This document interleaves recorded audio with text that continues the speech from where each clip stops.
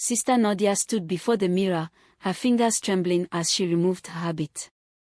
The reflection staring back at her was unfamiliar, lips redder, eyes darker, a woman suffocating under the weight of holiness.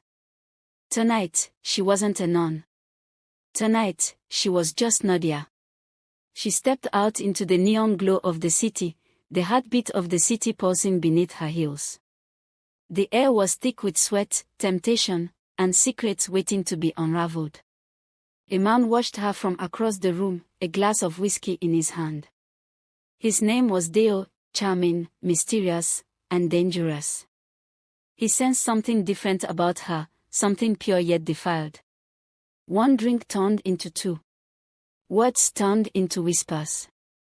The pull between them was magnetic, unholy. The cold beads of her rosary pressed against her thigh beneath her borrowed dress. A cheap motel. Flickering lights. Sheets that would bear the weight of her sin. As Deo's hands traced the line of her spine, a shiver ran through her, guilt or desire, she could not tell. Sunlight spilled through dirty curtains. Nadia stared at the man beside her, his breath slow, steady. She felt like a shattered relic of herself. The shame was heavy, but the sin was already committed. Back at the convent, she scrubbed her body raw. But no amount of water could cleanse the touch of a man from her skin. Mother Agnes watched Nadia closely. There was something off about her, something tainted. A nun should not have eyes that looked like they had tasted forbidden fruit. Days turned into weeks. Nadia felt strange, nausea, dizziness. A dark thought crept into her mind.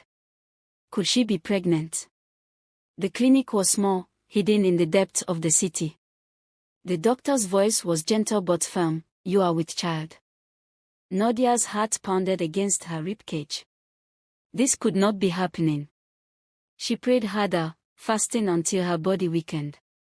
But no prayer could undo the seed growing within her womb. She found Deo at the bar, laughing, untouched by consequence.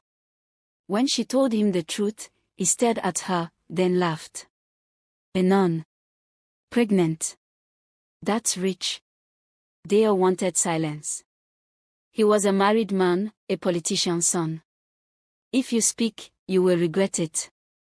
His words were not a threat, they were a promise. Nadia could not go to the church.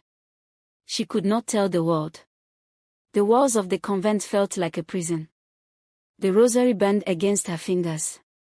Mother Agnes heard Nadia vomiting in the early hours. She recognized the signs. Her face was stone cold as she whispered, "Who did this to you?" There was no mercy for fallen women. Nadia was cast out in the dead of night, with only a suitcase and her growing shame. The news spread like wildfire. The nun who could not keep her legs closed. The whispers stung worse than whips. She pleaded for help. Deo refused. Handle it like any other woman would. His cruelty was a blade to her heart. A strange woman approached her in a dark alley. "I can help you. For a price." Nadia was taken to an underground clinic. The walls smelled of death. The woman demanded money she did not have. When she refused, men appeared. Rough hands. A struggle. Darkness. She woke up on the streets, blood between her thighs. They had taken what they wanted. Left her broken. The church condemned her. They would not take her back. "You are a disgrace," the bishop declared. Nadia stood at the edge of the lagoon, staring at the dark waters below. Maybe the world was better off without her. An old woman stopped her. "Your suffering is not the end. It is only the beginning." Nadia found strength in her ruin. If she could not have salvation, she would have justice. She exposed Deo's sins. The world turned against him. His wife left. His father disowned him. He was ruined. Secrets spilled. Nadia was not the only one. Other nuns, other girls. The church's silence was deafening. One night, the convent burned.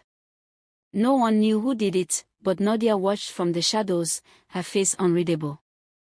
Nadia shed her past like dead skin. She was no longer a nun, no longer a victim. She disappeared into the world, reborn. In a distant city, she lit a candle. Forgive me, Father, for I have sinned. And I will sin again.